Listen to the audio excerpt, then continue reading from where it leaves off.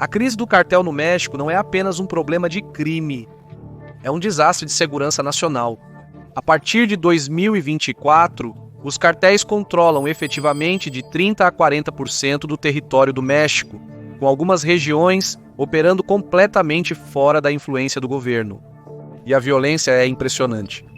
Mais de 30 mil assassinatos por ano desde 2017 e mais de 110 mil pessoas oficialmente relatadas como desaparecidas. Provavelmente, muitos mais estão enterrados em valas comuns. O tráfico de drogas, o contrabando de pessoas, a extorsão e as guerras de cartéis transformaram o México em um dos países mais perigosos do mundo.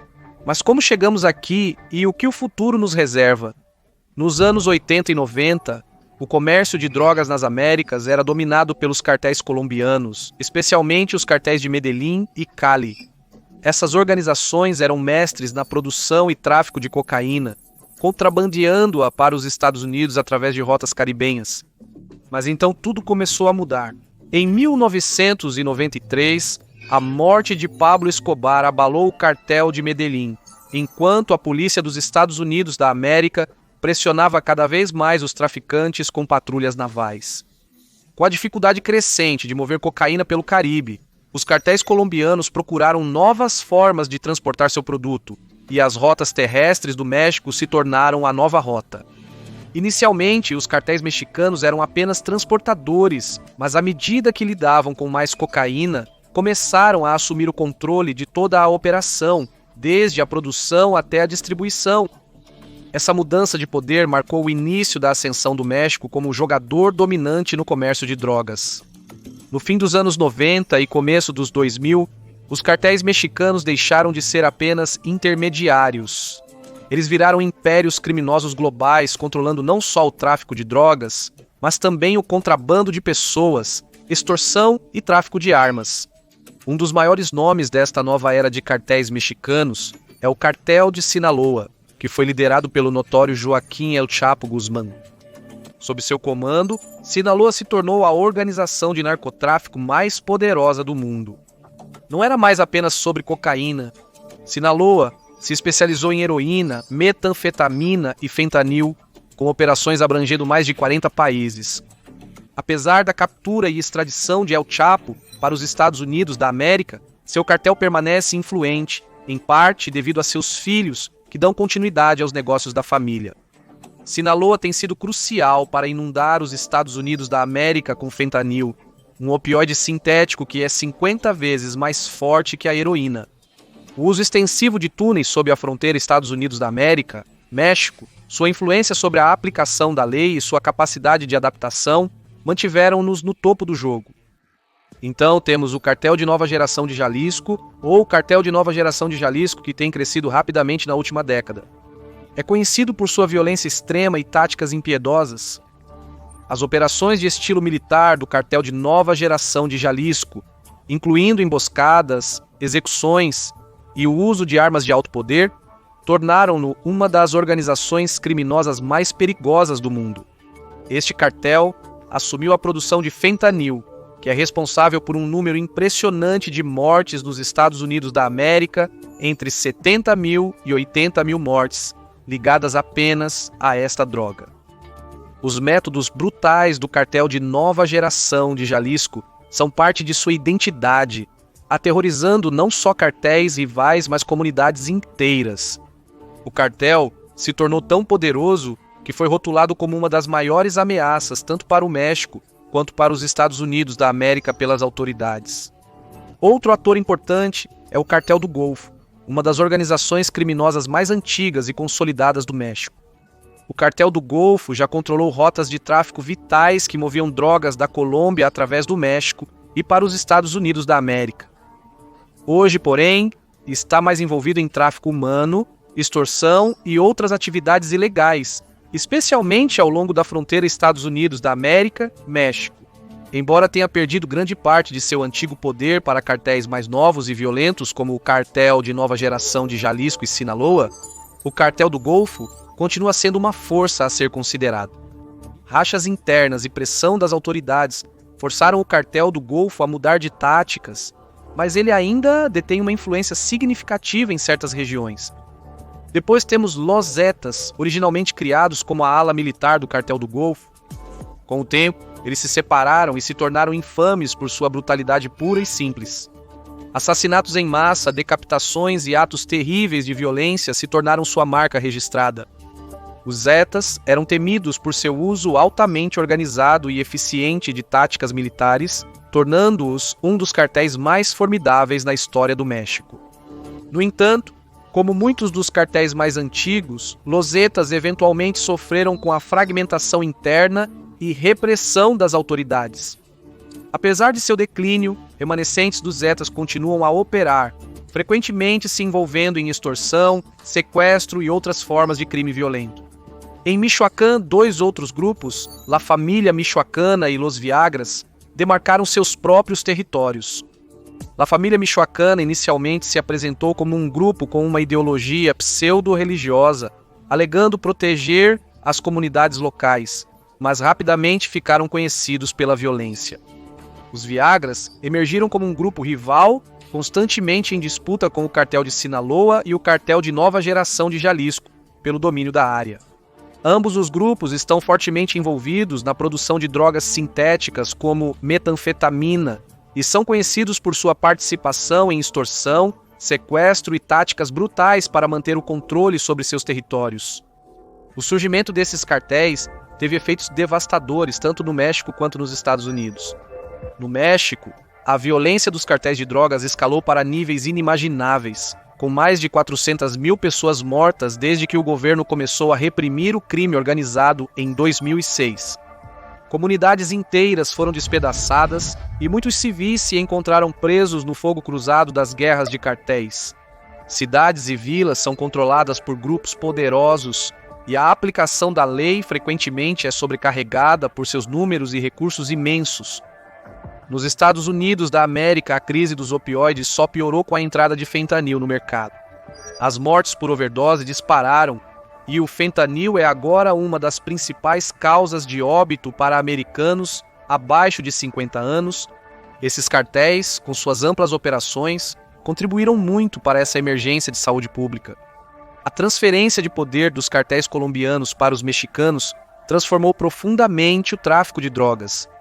Os cartéis colombianos podem ter sido os reis do tráfico de cocaína, mas os cartéis mexicanos construíram seu império não apenas assumindo o comércio de cocaína, mas também expandindo para drogas sintéticas como fentanil e metanfetamina. Eles se adaptaram, evoluíram e se tornaram organizações criminosas multifacetadas. Apesar dos esforços para combatê-los, esses cartéis continuam a prosperar. Conforme a situação se agrava no México e nos Estados Unidos da América, uma coisa fica evidente. A luta contra esses cartéis está longe de terminar. No México, os cartéis não são apenas grupos de traficantes de drogas. Eles operam mais como governo sombra.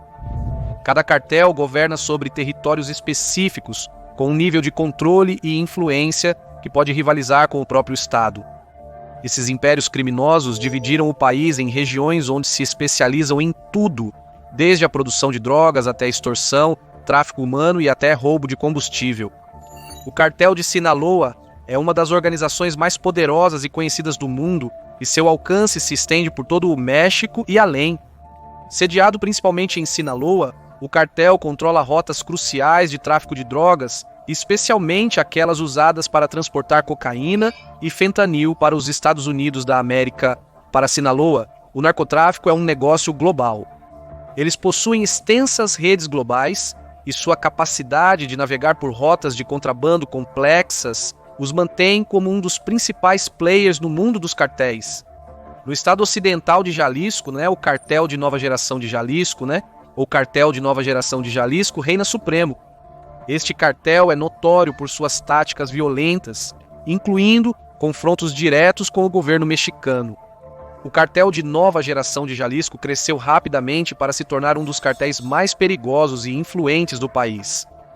Embora estejam envolvidos em várias atividades ilegais, sua principal fonte de renda vem da produção de metanfetamina. Jalisco tornou-se o epicentro da produção de metanfetamina no México, e as operações do cartel de Nova Geração de Jalisco se estendem por vastas áreas do estado, onde controlam tanto a produção quanto a distribuição. A natureza violenta do cartel não se limita apenas a cartéis rivais. Eles visam agentes da lei e funcionários do governo com eficiência brutal, frequentemente usando táticas de estilo militar para impor domínio. Indo para o leste, Tamaulipas é um campo de batalha pelo controle entre o cartel do Golfo e os remanescentes dos Cepas. Embora esses grupos não sejam mais tão dominantes como antes, eles ainda controlam grandes rotas de contrabando e empresas ilegais. Tamaulipas é conhecido por seu envolvimento no tráfico humano e roubo de combustível. Cartéis frequentemente exploram regiões fronteiriças pobres para contrabandear pessoas aos Estados Unidos da América e lucram bilhões com operações ilegais de roubo de combustível. O controle dos cartéis do Golfo sobre essa região é auxiliado pelo seu acesso a infraestruturas críticas como oleodutos e redes de distribuição. Enquanto isso, os Zetas, que originalmente eram um grupo paramilitar formado por forças especiais mexicanas desertoras, continuam a usar violência brutal para manter o controle sobre essa região. Em Michoacán, uma região rica em recursos agrícolas, vários cartéis competem pela dominação. Mas o cartel de nova geração de Jalisco Los Viagras e La Família Michoacana são os principais atores. Embora esses grupos se envolvam em uma variedade de atividades criminosas, uma de suas operações mais lucrativas é extorquir os agricultores locais de abacate e limão.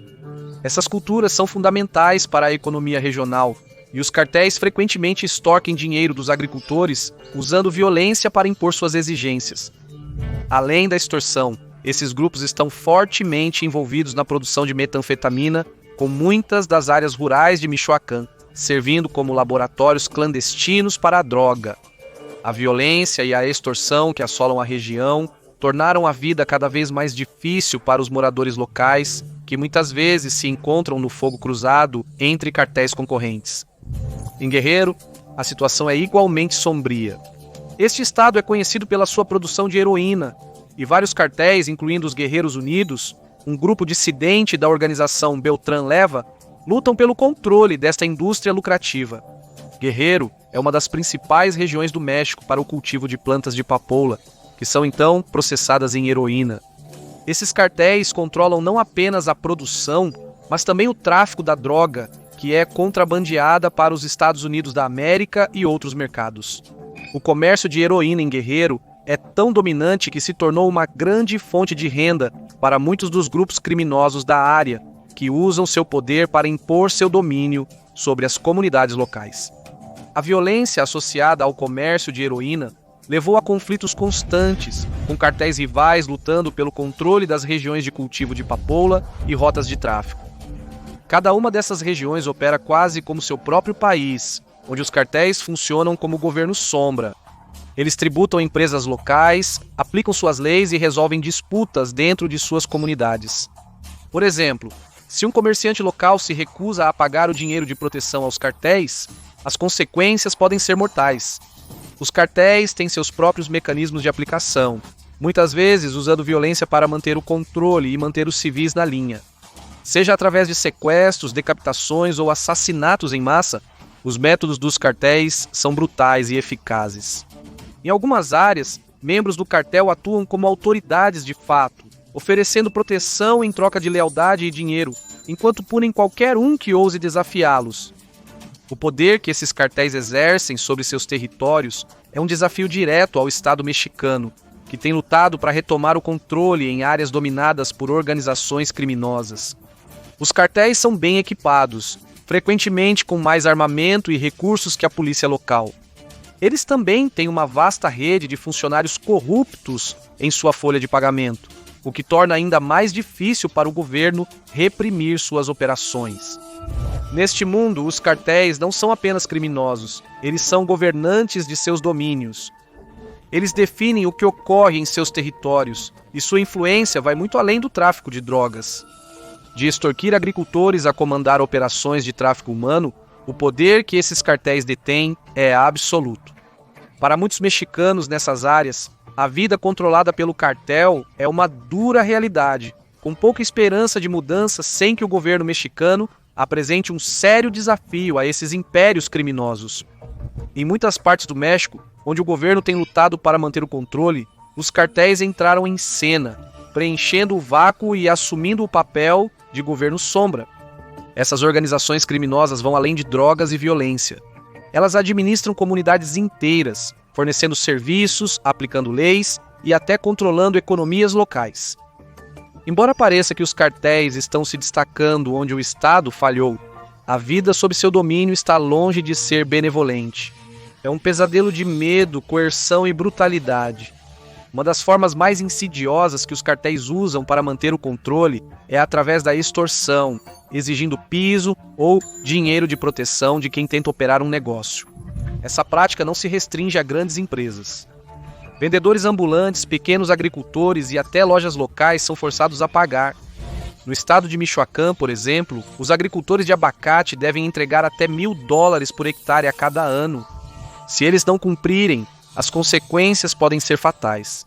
Os cartéis têm uma mensagem simples, porém brutal. Pague o imposto ou enfrente a retribuição. Nas regiões onde esses cartéis estabeleceram domínio, muitos residentes são deixados com pouca escolha, a não ser cumprir as exigências do cartel por medo de suas vidas ou da segurança de suas famílias.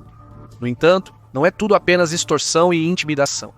Os cartéis, particularmente os poderosos como o Cartel de Sinaloa e o Cartel de Nova Geração de Jalisco, sabem que conquistar as populações locais é fundamental para manter seu domínio de poder. Para isso, eles por vezes assumem o papel de benfeitores, financiando serviços sociais visando garantir lealdade e solidificar seu controle. Durante a pandemia de coronavírus, 2019, os cartéis de Jalisco Nueva Generación e de Sinaloa distribuíram pacotes de ajuda com alimentos e suprimentos para comunidades necessitadas. À primeira vista, pode parecer que esses cartéis estão agindo por bondade ou dever cívico, mas essa benevolência é estratégica. O objetivo é comprar lealdade e, mais importante, garantir que as pessoas nessas áreas vejam os cartéis como protetores, não apenas criminosos. Essa tática cria um tipo de dependência, onde a população local sente que deve sua sobrevivência aos cartéis, tornando-os menos propensos a resistir ou desafiar sua autoridade. Mas para aqueles que não cumprem as regras do cartel, a punição pode ser rápida e horrível. Os cartéis impõem sua autoridade com brutalidade impiedosa, usando execuções públicas e exibições grotescas de violência para enviar mensagens a qualquer um que pense em sair da linha. Em alguns casos, as vítimas foram decapitadas ou submetidas a banhos de ácido, métodos destinados não apenas a matar, mas a incutir medo na comunidade. Seja um informante, um membro de uma gangue rival ou até mesmo um civil inocente pego no lugar errado na hora errada, ninguém está a salvo das brutais punições que os cartéis aplicam.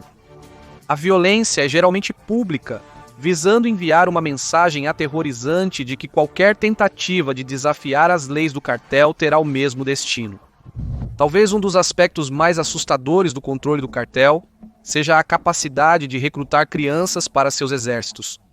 Em certas áreas, crianças de apenas 10 anos são recrutadas compulsoriamente e treinadas para atuar como soldados nas operações do cartel. Esses jovens recrutas são frequentemente coagidos ou ameaçados a se juntar, e aqueles que recusam sofrem consequências terríveis. Tortura ou morte é uma punição comum para aqueles que tentam escapar ou resistir à influência do cartel.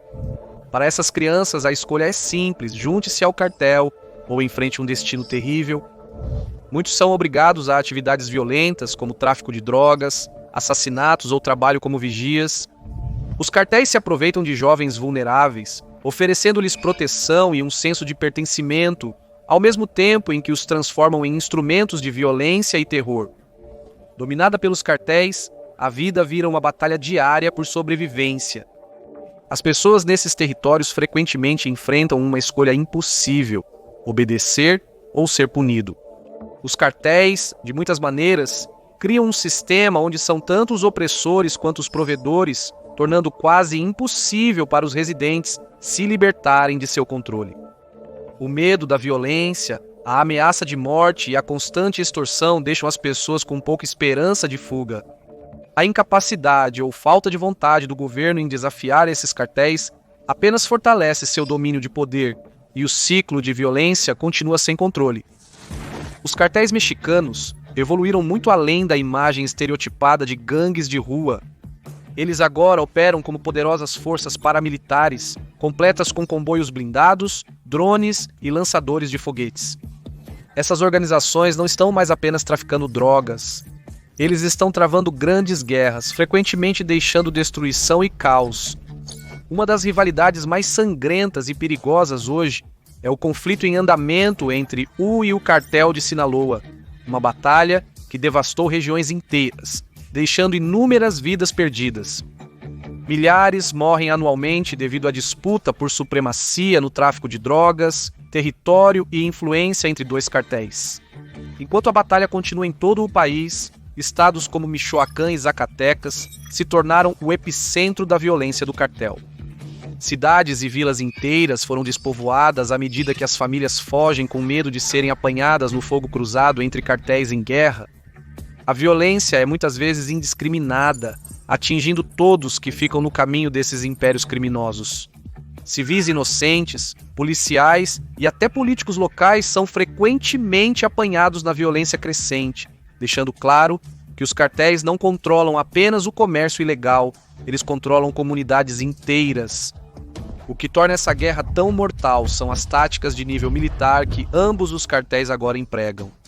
Acabaram os dias em que os cartéis dependiam exclusivamente de operações de rua ou de funcionários corruptos para realizar seu trabalho. Esses cartéis se tornaram sofisticados e fortemente armados, adotando os mesmos tipos de armas e estratégias que você esperaria de um exército nacional. Um dos elementos mais aterrorizantes da guerra dos cartéis é o uso de veículos blindados, conhecidos em inglês como tanques narco ou monstros em espanhol. São tanques caseiros, caminhões que foram reforçados com grossas camadas de aço, muitas vezes equipados com metralhadoras e, em alguns casos, granadas propelidas por foguetes.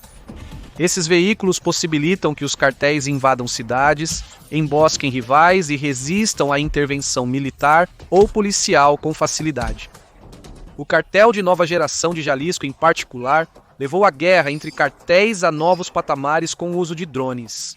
Esses veículos aéreos não tripulados são usados para lançar explosivos em grupos rivais, transformando os céus em um campo de batalha. O uso de drones não é apenas uma tática aterrorizante, mas também um sinal do crescente poder tecnológico do cartel.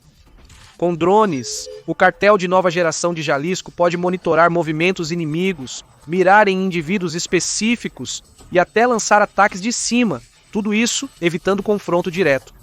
A capacidade de conduzir a guerra do ar lhes dá uma vantagem estratégica e é uma ferramenta que o cartel de Sinaloa e outros grupos estão tentando adotar rapidamente também. A introdução de drones na guerra do cartel destaca o quão longe essas organizações chegaram em sua evolução de simples traficantes de drogas para forças militarizadas completas. Os cartéis agora têm acesso a armas de grau militar, tecnologia avançada e um número crescente de recrutas ansiosos para se juntar à luta. Esses recrutas são frequentemente atraídos para os exércitos do cartel com a promessa de dinheiro, poder e proteção. Em áreas onde o governo tem pouca ou nenhuma presença, os cartéis se tornam as autoridades de facto, oferecendo um senso de controle e estrutura em um mundo de outra forma caótico. Mas esse poder vem a um preço alto, com aqueles que se recusam a cooperar frequentemente sujeitos a punições brutais ou morte. No meio desta guerra, as linhas entre gangues criminosas e forças militares legítimas se confundem. Os cartéis funcionam como exércitos independentes, com seus próprios códigos de conduta, hierarquias e estratégias operacionais. Eles formam alianças com outros cartéis, lutam por territórios e usam sua influência para manipular governos locais e a aplicação da lei. Para os moradores dessas regiões, a falha do governo em manter a ordem só reforça o domínio dos cartéis. Os cartéis estão começando a se assemelhar às forças militares de um estado renegado. Eles têm a mão de obra, o armamento e a vontade de lutar contra qualquer oposição, incluindo o governo mexicano. À medida que o cartel de Nova Geração de Jalisco e o cartel de Sinaloa continuam a crescer em poder e influência, fica claro que a guerra deles está longe de acabar. A capacidade deles de aterrorizar regiões inteiras e desestabilizar o país apresenta um desafio formidável para o México, que luta para conter essa crescente ameaça paramilitar. As consequências desta guerra de cartéis são de longo alcance.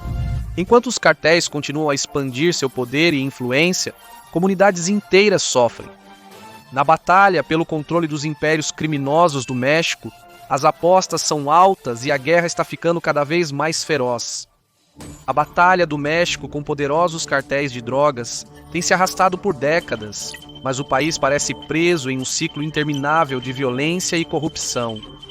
Apesar dos inúmeros esforços do governo e de parceiros internacionais, essas organizações criminosas continuam a se fortalecer, deixando as comunidades em terror. A pergunta que todos têm em mente é por que o governo não conseguiu detê-los? A resposta reside em uma combinação de corrupção sistemática, estratégias falhas e forças externas que contribuem para o poder irrestrito do cartel. Um dos maiores obstáculos no combate aos cartéis é a corrupção profundamente enraizada na aplicação da lei mexicana. Um relatório de 2020 revelou que mais de 60% das forças policiais locais são infiltradas por membros do cartel. Em algumas cidades menores, a situação é ainda pior. Departamentos de polícia inteiros foram comprometidos, com oficiais renunciando por medo de retaliação do cartel ou sendo pagos para fazer vista grossa. Isso significa que, em muitos casos, as pessoas que deveriam proteger e servir estão trabalhando diretamente para as próprias organizações que aterrorizam a população. Os cartéis usaram suborno e intimidação para garantir a lealdade das forças policiais e militares locais, tornando difícil construir uma resistência eficaz.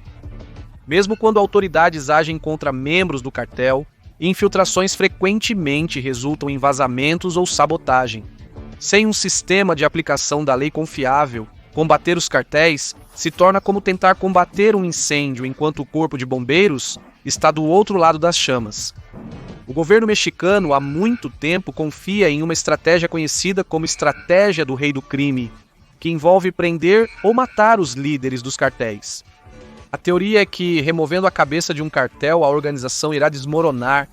Essa estratégia levou à captura ou morte de líderes de cartéis notórios, como Joaquim El Chapo Guzmán, mas os resultados estão longe de serem bem-sucedidos. Na verdade, o oposto aconteceu. A violência dos cartéis aumentou e o vácuo de poder deixado por esses líderes permitiu intensos conflitos internos entre as facções. Quando líderes como El Chapo são removidos, outros membros do cartel rapidamente disputam seu lugar no topo. Esses conflitos internos frequentemente causam brutais guerras territoriais, aumentando a violência e desestabilizando regiões inteiras. Ficou claro que a remoção de líderes individuais não aborda a causa raiz do poder do cartel. Isso apenas perturba o status quo temporariamente, permitindo que novas figuras igualmente perigosas surjam. A estratégia do chefão pode gerar uma manchete dramática, mas não tem sido uma solução sustentável para deter os cartéis. Os Estados Unidos gastaram bilhões de dólares tentando conter o fluxo de drogas ilegais como cocaína e fentanil do México. Apesar desses esforços, a produção de fentanil no México continua a disparar, e os cartéis se adaptaram rapidamente às mudanças nas tendências de drogas. Em 2023, a Administração de Controle de Drogas dos Estados Unidos da América, Administração de Controle de Drogas, apreendeu mais de 379 milhões de doses mortais de fentanil. No entanto, a demanda pela droga permanece alta e os cartéis continuam a operar com impunidade. Os esforços da Administração de Controle de Drogas têm se concentrado em cortar os envios de drogas na fronteira e desmantelar as operações dos cartéis, mas essas medidas muitas vezes parecem como colocar um curativo em um problema muito maior. Bilhões são investidos nessas iniciativas, mas os cartéis se mantêm à frente, encontrando novas formas de produzir e contrabandear drogas para os Estados Unidos da América. A natureza cíclica do comércio de drogas dificulta a ruptura da cadeia de fornecimento. Novos jogadores rapidamente entram para substituir os antigos e a violência continua a escalar. O custo humano da guerra às drogas no México é chocante.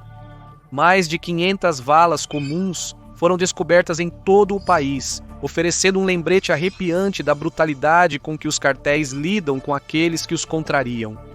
A violência também tem afetado os jornalistas. Desde 2000, mais de 150 jornalistas foram mortos no México. muitos por investigarem ou reportarem as atividades dos cartéis. Esses assassinatos enviam uma mensagem clara para a mídia e o público. Fale contra os cartéis e você pode ser o próximo. Políticos também têm sido assassinados com alarmante irregularidade, especialmente durante as eleições, à medida que os cartéis tentam controlar os governos locais e influenciar as políticas. À medida que a violência se intensifica e o alcance dos cartéis aumenta, alguns especialistas temem que o México esteja à beira de se tornar um estado falido, um país onde o poder do governo é em grande parte simbólico e os cartéis têm controle total. Se a tendência atual continuar, os cartéis poderiam assumir o controle total de indústrias-chave, como a produção de drogas, tráfico humano e até mesmo empresas legais. Eles poderiam eventualmente ter um estrangulamento na política, ditando quem é eleito e controlando decisões de políticas em todos os níveis de governo. A possibilidade de um estado narco é aterrorizante, mas não está fora do âmbito da possibilidade. O governo do México está lutando para acompanhar a escala e complexidade dos cartéis, e a influência do crime organizado se tornou profundamente enraizada na sociedade. Essa situação deixou muitos se perguntando se o país pode algum dia recuperar sua soberania ou se os cartéis se tornarão os verdadeiros detentores do poder no México. Então, o que pode ser feito para parar os cartéis e recuperar o controle? Especialistas defendem que o México deve priorizar a erradicação da corrupção na aplicação da lei. Sem limpar a força policial e garantir que os membros do cartel não possam infiltrar instituições-chave, qualquer estratégia anticartel está condenada ao fracasso. Os esforços para eliminar a influência do cartel dentro do governo e das agências de segurança são cruciais para desmantelar sua infraestrutura. Alguns defendem que legalizar as drogas reduziria os lucros dos cartéis ao eliminar o mercado ilegal. Essa abordagem continua polêmica. Alguns acreditam que a descriminalização de drogas como o fentanil privaria os cartéis de sua principal fonte de renda, enfraquecendo seu poder. Outra solução proposta é o aumento do envolvimento militar dos Estados Unidos da América. Alguns políticos sugerem rotular os cartéis como organizações terroristas, permitindo ações militares diretas contra eles. Embora isso intensificasse o conflito e envolvesse ainda mais os Estados Unidos da América nos assuntos do México, também poderia fornecer ao governo mexicano recursos e apoio adicionais na luta contra os cartéis. A crise dos cartéis no México é um dos piores desastres de segurança do mundo. Com os cartéis controlando territórios, governando paralelamente e cometendo assassinatos em massa, o país está em uma encruzilhada. Sem uma ação decisiva, o México corre o risco de mergulhar ainda mais na ilegalidade, com a possibilidade de surgir um estado narco inteiro num futuro próximo. De qualquer forma, a pergunta permanece. O México pode recuperar seu território ou o império do cartel já venceu? Obrigado por me acompanhar hoje. Espero que tenha gostado do vídeo. Para ver mais como este, inscreva-se e ative as notificações. Realmente faz a diferença. Obrigado novamente e nos vemos na próxima vez no Matchpack.